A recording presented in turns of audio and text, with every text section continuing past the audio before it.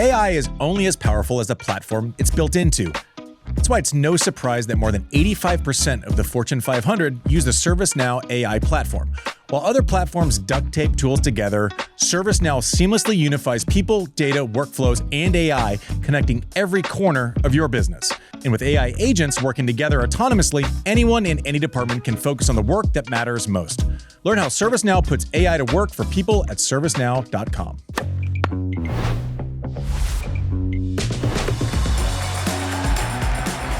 Hey everyone, welcome to Served. Hope everyone had a great Thanksgiving. For those of you watching on YouTube, you might be saying, does he not have another shirt? Should we tell him? I don't either, apparently. Should we tell Should we tell him? Yeah. End of the season comes, we are able to stack episodes. They're called Evergreen. We're not reacting to a live result. It's all in front of us. So we are doing this right after last week's episode. Dun, dun, dun. But doesn't change our enthusiasm. And also the offseason is a great time to respond to what interests you, right? Like what questions do you have that I may or may not be able to answer, right? Last week's episode, top 10 matches, a lot of notes, a lot of thoughts. Guess what happens when I don't know what's coming from Q&As? No notes. No notes. Nothing. Producer Mike, walk us through what we got. Yeah, so all you chuckers were wonderful. You responded to us on social media and all the other places where we put out postings asking for questions for Andy. So thank you guys for sending them in. And this week we got 4 videos. We actually got 4 video submissions. Great. Including the first one from John in New York City. Hello, Andy. It's your boy, John Legend. I have a question for you.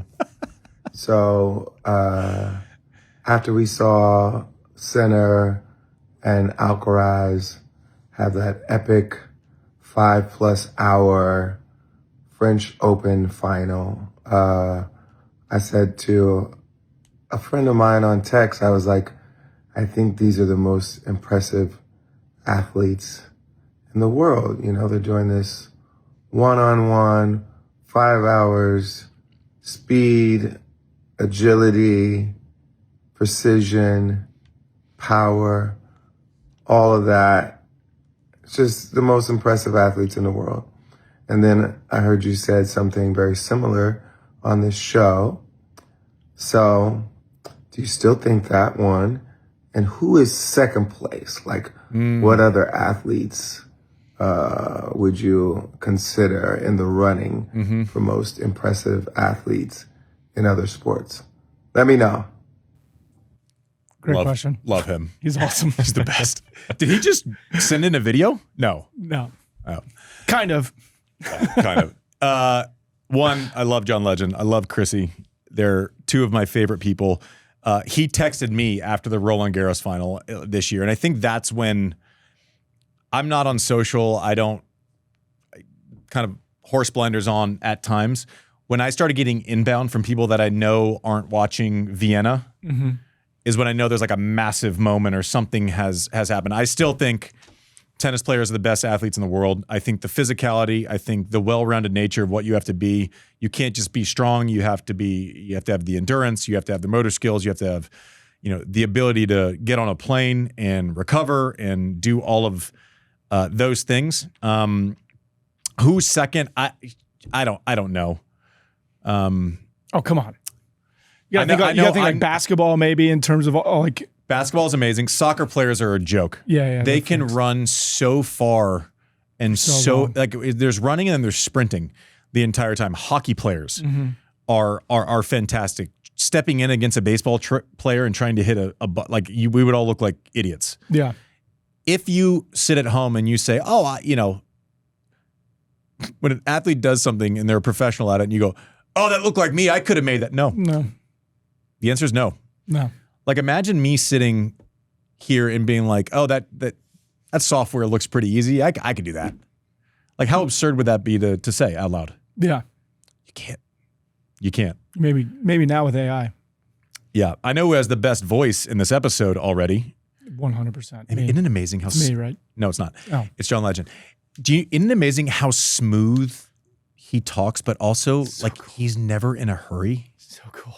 Oh my God. One thing I saw recently on the socials was a side-by-side of you serving and a baseball, a pitcher throwing, and kind of the combination of the arm movement and all of that through. Can you kind of talk through the depth of mechanics that you need to be able to do all of those things, right? Because I think what the argument about the best athlete is like the lateral movement, the speed, the ability to change direction, but then also even the serve and being able to do all that stuff athletically. It's just a mixture of a bunch of different. It is. And you know what it is? It's less position specific than team sports, right? Okay. Obviously you're by yourself, but like you can be a great pitcher and you can't really run and you can't really hit. In tennis, if you can't really serve or you can't really do this, you can't really have a job, right? But like the pitchers are like what they're doing and like, but it's all nuance, right? Like I'm fascinated by watching pitchers because they're so good at what they do. You want to give away the grips as late as possible, right? You want a similar arm angle when you're delivering 3 separate pitches. We always talk about that's what makes what made Roger's serve so amazing. That's what makes Andre one of the most underrated servers of all time is different tosses. So he would like toss it a little bit higher. So then your rhythm set is a little bit different, right? Roger, he could hit the, 4 different spots with 4 different spin profiles off of the same toss. So you can't read it. It's the same as pitchers. They are so good. It's not just about, he throws 101. Great. I could serve 140. And if it goes straight, it's going to get firmed up by most of the tour, right? Motion, nuance, how to run something in and out of the game, when to choose, when to serve, or when to do all of these things. Tennis, a little different now because people can shout something at you, but like, a coach going forehand, like that's not really like a sit down. Yeah. The thing about tennis is like there's not a lot of input from anywhere else. Yeah. Your mistakes are your own, your decisions are your own, and you're having to do them in real time. It's not like one at bat, you sit down, you go, check the iPad for a while, and then adjust. It's like you have 22 seconds and then fuck you Magoo. You gotta do it again. But me saying we're the best athletes is listen, I'm biased. I fully understand it. And I'll be damned if I don't defend this sport to the last. Like I actually think we don't tell a story when we cover it of how hard this game is. And that was frankly one of the motivating factors for this podcast, right? It's not like these 3 players can play and the rest suck. No, that's not it. This person's doing that. It's not working. Tell us why they're having to attempt this. Tell us why they're missing. Tell us why it looks bad. It was a huge reason why I wanted to do this and have the time to kind of break things down. But tennis is hard. It's not saying a million other sports aren't hard. I don't want to sit here and tell John Legend that his Ohio State Buckeyes is like tennis is way harder than that. But I will. Next question. First of all, go blue. Next question is from an avid tennis player and friend of the show, Hannah. Hi, Andy. Oh, we're loading Berner these here, up. Huge fan. Very important question. During your visor era, how did you get your hair to be so spiked? What product did you use? Were you using a blowout? How did it get so perfectly pointed? And then why did you stop wearing the visor? Yeah. Because now no men wear the visor, and what do we have to do to bring the visor back? Thank you. Pro visor. Hannah, I love you. Thank you for listening to the show. You did an episode with Kim earlier this year. You're the best. We spent some time together at the Hall of Fame. I'm curious to see who the last 2 people are because I feel like you've set precedent a little bit. It was a bedhead wax stick. Oh, the bedhead? I remember the bedhead. There was no blow dry. There was no you're in St. Pölten, Austria. They don't have blow dry. Like you don't know what you're dealing with. Brad Gilbert killed the visor, ruined it. I still blame him for my bald spot in the back. Like I have this weird theory, and tell me if you guys think this is real or not. Yeah. And be sure to write in if you have any experience. But like, I think if you wear a hat, it balls you, it pushes it up. I think it like right here, a lot of rubbing. These aren't my strengths. Yeah, those aren't my best spots. I think if Brad Gilbert didn't come into my life, I'd have a glorious head of hair. You think so? Yeah. But even with all the stuff I take, like to make it seem less terrible. Yeah. Which obviously Do you think you'd ever frost tips again? You think you'd ever just? I never frosted a tip. I don't know if I believe him. Swear to God. I think I've seen some stuff. Yeah, Swear. I feel like we've seen photos. Yeah. You can see all the fucking photos you want. I'll Was tell it, you. was it just like a little lemon juice because you were down in that Florida There's sun? no lemon juice. That's the Marty Fish play. That's the Marty Fish Marty play? Fish couldn't get through a month without throwing something at his head. Just a little bit of dye, a little bit of something. Copy, tag him. Yeah, he had a lot going on. He had like he had like full NSYNC going for a while. Full insane. No, mine was just like, listen, if sun shines on brown hair, it becomes a little lighter. I feel like we should launch a visor. As long as I don't have to wear it. That highlights all the wrong spots for me. No, I got to be honest. You'd look great in a visor. I don't know. Techie I'm starting to Sean, thin out. you'd look fine in a visor. We can bring them back. We'll definitely make one just for Hannah. But Yeah, let's do that. yeah, Hannah, in no uncertain terms, Brad Gilbert ruined my visor life, and my hair would look like Fabio if he had never come into my life. Next question. Next question is from it's a little question from Europe from a friend of the show. Hi Andy, my name is Lily. I'm 16 years old and I'm from Cologne, Germany. And my question is, what does a post-match routine look like? How long does the process take? What happens right after the match? Do you go on a bike first? Do you do the press conference? How long does the process take? Great question, Lily. It depends on when you finish. It depends on, like, for instance, if you play a late match at the U.S. Open, everything has to be expedited because you're already panicked about the match 2 days later and in recovery. You already know you've written off half a night of rest. But yeah, generally you come off. I would stretch right away. If there was an ice option, I would do it. You start hydrating immediately. I hate the part I hated the most, past just like obvious pain, right? If you're dealing with an injury, but like the easy part that I hated was having to eat within 20 minutes. So if you work out hard, you should put something into your body within 20 minutes after you finish. That is the biggest recovery meal that you would have. So Dougie, my trainer, Dougie Spreen, legend, would come with this like gross, foamy smoothie bullshit. It was gross. And I was still so nervous. Like my stomach was still churning and I was still anxious and I didn't want to sit and eat. And he would make me like banana or rotten ass bar or smoothie foam thing or whatever. And I hated eating immediately after matches. But you stretch. You never, ever, ever rush a press conference. You get your work done before you go to the press conference. Now, if you're fresh, right? What do you mean by that? You get your work done before the press conference, right? So you're getting off, you're getting on the... Yeah, okay. So the way it works, I should explain this. So the way it works is you get off the court and you go to the locker room, and then at some point in those first 5 to 15 minutes, someone who's head of press for that event and or the ATP or Slams, whatever, will come in and check in because they have to schedule a press conference. Like you can go immediately, you can go in 5 or 10 minutes. You could schedule one for 2 hours later. Okay. So it depends. If I opened the U.S. Open a couple times at 11 a.m. in the morning, that first match, and got through it quickly. At that point, I feel good. Body's fine. I want to get to the rest of the day. And at that point, I'm like, okay, I want to go back into the city. I want to get away from the tennis. It's going to be a long 2 weeks. I want to do all my treatment in room, right? And so I might rush a press conference and say I'll be there in 10 minutes and then do all the stuff afterwards because I have a full, especially if you play night match, you have full 2.5 days recovery. So I'm not as worried. Whereas if you finish a late night match, you have to get food in your body. You have to ice if you want to. If you want to give your legs a quick little flush, right? 20 minutes just to get lactic acid before you get to the longer one when you get back to the room. So it all depends on timing. But Lily, to your question, the longer the match goes, the longer the recovery process takes. The longer the match goes, the more urgency you have with those steps in the recovery process. Press never, ever, ever dictated routine after the match. The recovery always dictated when you did press. Never, ever was like, oh, I have to get into press. I shouldn't say this because like, obviously we're part of the hamster wheel now, but never once did I consider like journalist timelines or anything like that. Like, and people would get pissed. Well, they finished the night match at 1. I can't stay until 2:30. I'm like, asshole, I have to stay till 2:30. Yeah. What are you talking about? Yeah. Like I need my body tomorrow. So never once thought about that.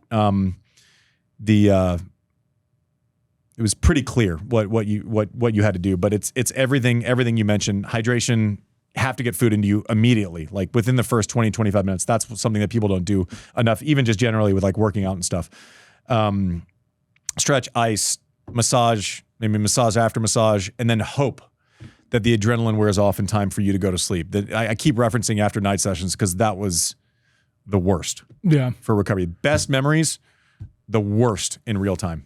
What's just a follow up to this? It's been a pretty significant gap in terms of like recovery technology since you retired. What are the things that you're seeing now that you're like, man, I wish we would have had that in my recovery? So I'll give you an example. I remember I got into ice baths, and I was probably one of the only people that were, like, I'd do it, and people were like, that's stupid. Oh, really? Yeah, like I would do it, but we used to. That was so common in other sports. Yeah, Dougie Spring. Well, you have to remember in other sports, you're building a locker room for a team for an entire season. Yeah, that's true. If you're going to Vienna, tennis has just rented that venue for a week, right? You're not going to change the infrastructure of the locker room for 40 tennis players for 6 days. Like, you're not going to take on that cost, right? And so, like, I remember even at the US Open, they had these huge, like, plastic towel bins, like where you need a real adult to push it, right?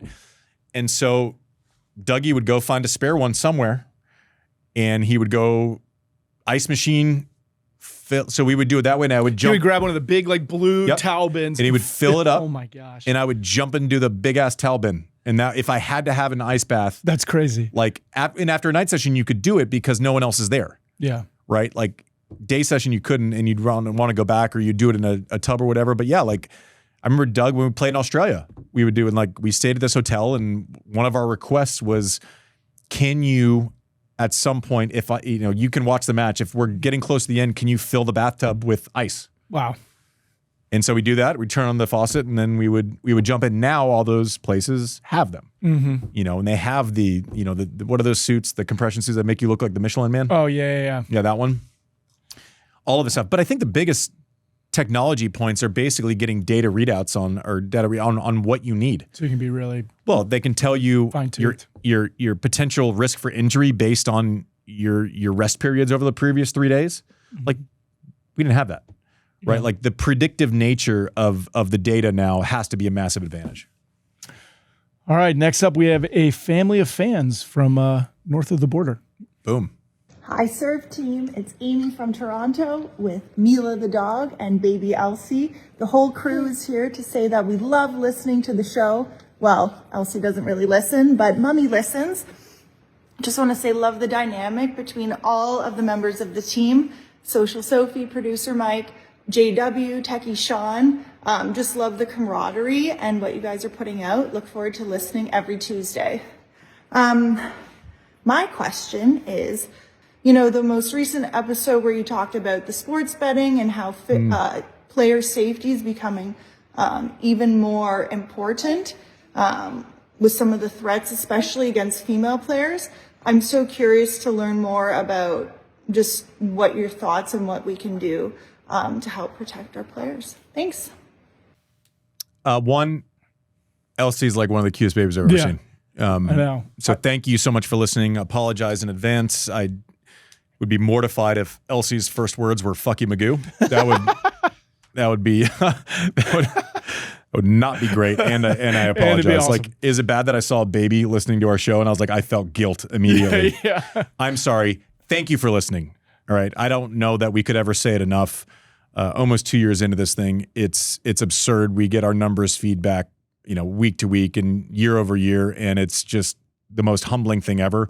We come in here and we bullshit about a sport that we love. I can't believe people actually listen. I'm so thankful for it. Now you have, 15-year-olds come up and that have never ever seen me play, don't remember that I played, and just watch YouTube. I literally get asked about the YouTube guy. So thank you. You were saying how much you appreciate the camaraderie. It's something that we feel. I'm thankful for our team. It's something that is genuine. I think the biggest thing, and you just saw Major League Baseball do it last week, is stop these one pitch bets, stop these one serve bets, stop these little prop bets. I think that's the biggest step you can take immediately, because sports betting kind of used to be, or at least the way I remember it, like if you bet with a buddy about a game, it's like, let's bet $20 on the Super Bowl. It's about a result. And basically, it's an investment in entertainment for the next 3 hours, right? And we can be good-natured. Your team sucks. You say go blue when John Legend says, Buckeye or what, so it's just these little prop bets. One, the athletes, it's gotten to a point where, and we saw with Clase and this other pitcher in Major League Baseball, where the guy was doing it last year and his ERA was under 1. Yeah, so like he was basically betting just on random pitches in random games. He would say, you could say, like, if the count's 3-0, I'm going to throw a ball. And, someone might change, whatever it is, but like these little one-off bets, even the same with Rozier and like everyone who's kind of getting into trouble, the smaller the sample size with which an athlete can throw something, you're going to get a lot more bad behavior, right? If you're betting on an entire result, right, where you have to actually invest in 2 or 3 hours or with a friend, or like, you got to get rid of these mini prop bets. And I hope that tennis follows the lead of Major League Baseball. Now, the challenges are, Major League Baseball, you sign like a massive contract. We have so many betting, like individual tournaments, separate site. It's so, like everything in tennis, it's so fragmented that I think it's a tougher problem. But from right now, the biggest impact you could make immediately is not having a player potentially be able to miss one serve in my third service game, and the cash out is the same as if you're betting on a result from a match. Yeah. Right. And the abuse is horrendous. It's just, we have to eventually protect our players. It is getting more popular, which is fine. Let's take some money. Let's adjust the schedule. Let's do great things with the money we're taking in. Let's just do the minimum to create the most effect on safety with betting the right way, right? My head's not in the sand. I understand you got to go to where the money is if you want to improve the game. And I hope that's what we end up doing with this, right? I hope, even if it's decisions with tournaments going places or betting or things that, I don't know, like aren't popular all the way around, hopefully people can understand, let's take the bag and let's improve the sport. Yeah. Tell us how you're going to improve the sport also. That would make it a lot easier to digest. But these mini bets, and JW was all over it in the gambling episode. That was like his thing, and I fully agree with him. Yeah, I think there's a big part of the abuse too comes from the fact that it's so much easier for people to get touch points into athletes nowadays. And I think tennis players, more so than other major athletes, run their own social media accounts, right? Like they're getting messages from folks and they're seeing them because they're the ones managing their own accounts, unlike Tom Brady or somebody like that. Well, the entire landscape of connection between athlete and fan has changed with social media. Yeah. Right? We used to go play Memphis, and what you would do is you'd sit down with the 5 journalists in Memphis who, had to run the stories for the region, and you would tell a story to that region. But you needed a conduit to talk about the tournament, to talk about how you're feeling, you don't need that.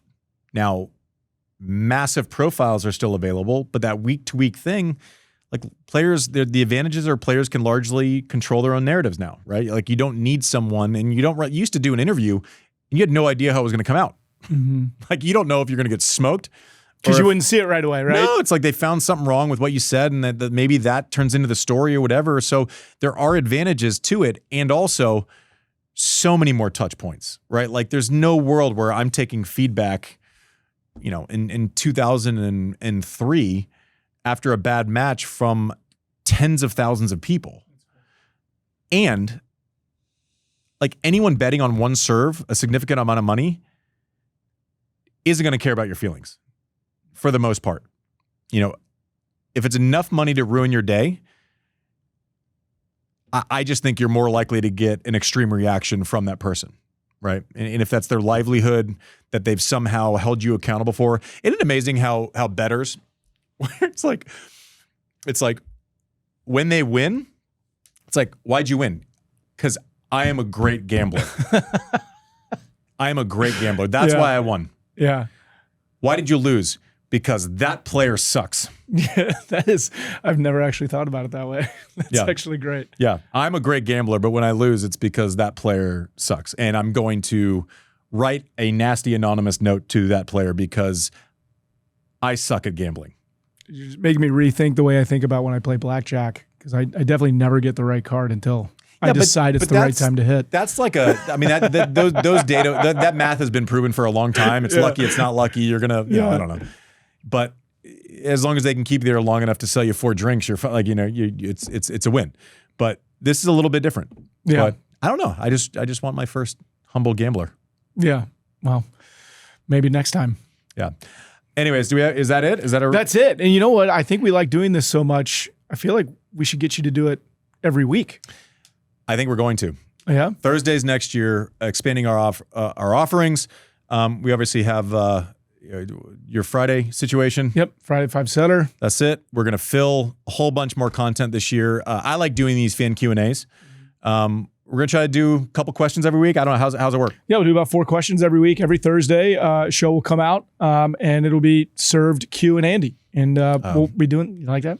See what you did there. Yeah. Can I go off on one more thing? Of course. Real quick. You're going to be listening to this the week after Thanksgiving, so maybe it's fresh in your mind. And I want to get you guys' opinion on this. Okay. Because I have a theory. But I got in an argument with a friend last week about it. I know you can't believe it. Nope. Shock. Okay. So, you guys like stuffing? Love stuffing. You love it. Love it. You love it. You love it. You? I like it. You love it. Love it. Okay. How many times this year have you had stuffing outside of Thanksgiving? Oof. I know your answer. Yeah. It's 0. 0. That's not true. I think That's Thanksgiving. not true. I had a Thanksgiving sandwich. I forget where we were. I think it might have been when we were up in Newport. There was a place that had a Thanksgiving sandwich and had stuffing on it. You're more likely to have stuffing if you just like it versus people are like, I love it. I don't know. Does everyone really like cranberry sauce? I mean, I do when it's Do we need to put marshmallows on top of potatoes? That one's weird. That one's weird to me. That one's What? Yeah. You ready? We never did that growing up. You ready for it? Social Sophie, get ready. This is going to kill it. I think Thanksgiving food is average. I do. I actually had a conversation with someone last night, and she said, I think that we should switch from turkey to steak. This is my God. And I thought, I was like, you know what? I actually don't disagree with you. Turkey's not that great. You know the response, the stuffing one led you down a rabbit hole. Literally everyone's like, I love stuffing. I go, what else do you love? That is a pretty low price point comparatively that you can have 365 days a year that you don't choose to ever have. Yeah. Bullshit, Techie Sean. Well, if I had it more often, would I actually love it? I'm sorry, because my ideal plate, which we had is a little bit of turkey, a little bit of honey baked ham. I like the ham. A Red Lobster cheddar biscuit, some creamy mashed potatoes, and a little bit of stuffing. Cut that biscuit open and slap all that in a sandwich. Thanksgiving sandwich. Like everyone's like, oh, I love cranberry sauce. Like when's the last you choose to have it once a year? It's not that hard. Do you do like the chunky cranberry sauce or the one that looks like the can as it comes out? I'm glad you asked. I don't do any cranberry sauce because it fucking sucks. It does. It's terrible. It's so gross. I'm sorry. So and people are like, oh well, you can't say that. Okay, and turkey. Okay. Let's take the toughest meat to prepare, where you have to thread the needle. You have to stick your arm up it. And no one can ever get it right. Yeah. It's like the worst of the meats. Sorry. Or you try and fry it and risk lighting your house on fire. Yeah. I'm sorry. I could and everyone goes to the frying argument. I could fry my notebook and it would be fine. Right? Here's my proposal. Yeah. Because I'll be like, Thanksgiving food sucks. And I'll be like, I can't believe you don't like getting together with family. I'm like, that's not what I said. If there's a day centered around, and it's like, well, that's what they ate 300 years ago. I go, prove it. Well, prove it, one. But without Mike's tinfoil hat, also, it's like, we've made advances. Did you ride your horse over here? Yeah.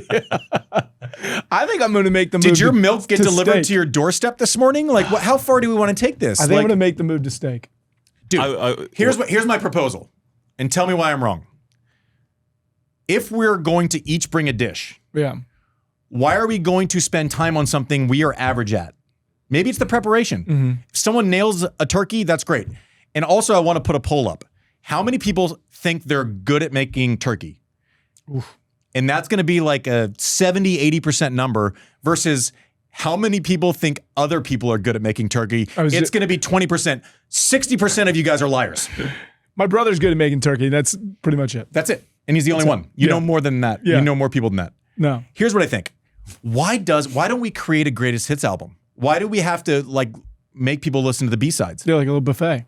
Especially the one holiday that's revolved around food. Why is it? This is a great point. The entire day, and Brooke's going to roll her eyes when this comes out because I go off on this tangent like once a week right now. She listens to our show? No, she doesn't. But she'll see this clip because I'm sure this will be the viral one. Because she's like, he hates Thanksgiving. I love Thanksgiving. I just think we can do better. Why not? If you're going to bring a dish to Thanksgiving, like Techie Sean, I'm assuming you don't cook all the time. But you had a background, so that's the wrong part. I'm assuming you don't cook all the time, Mike? No, I don't. Okay. I love cooking, but I don't. But what is your banger? What do you walk into a room full of 10 people and you have to make like what Steak. do you great.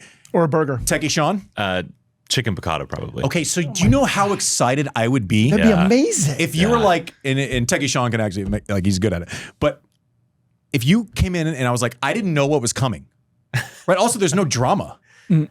Like if we have a day around food. Oh, you're just talking like bam, reveal. Oh my God. If Techie Sean comes in, it's like, Techie Sean, what'd you do? He's like, I am great at chicken piccata. I'd be like, boom, in my belly.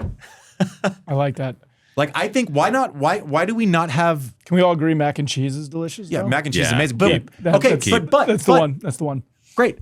But how often do you have mac and cheese outside of Thanksgiving? I try as often as possible. Because it's actually awesome. It's not Thanksgiving awesome. It's always awesome. Yeah. Like that's the entire point. Yeah. Right? Like this is great. That's a good point. You know what I am thankful for? The Chuckers. Next year's Thanksgiving when you make what you want? I know. Next year we'll just do it. I'm going to do a steak giving. I'm sorry. If someone brought, like, I know you're a pizza fan. If someone brought a beautiful wood-fired pizza over turkey, that's way better. Sorry. Yeah, but it doesn't have marshmallows on it. Like, give me a break. Sweet potatoes with marshmallows on top is incredible. Once a year, exactly. I think that's good all year round. Then, really? Great. When was the last time you had it? I'll make it in March next year. That's not what I asked.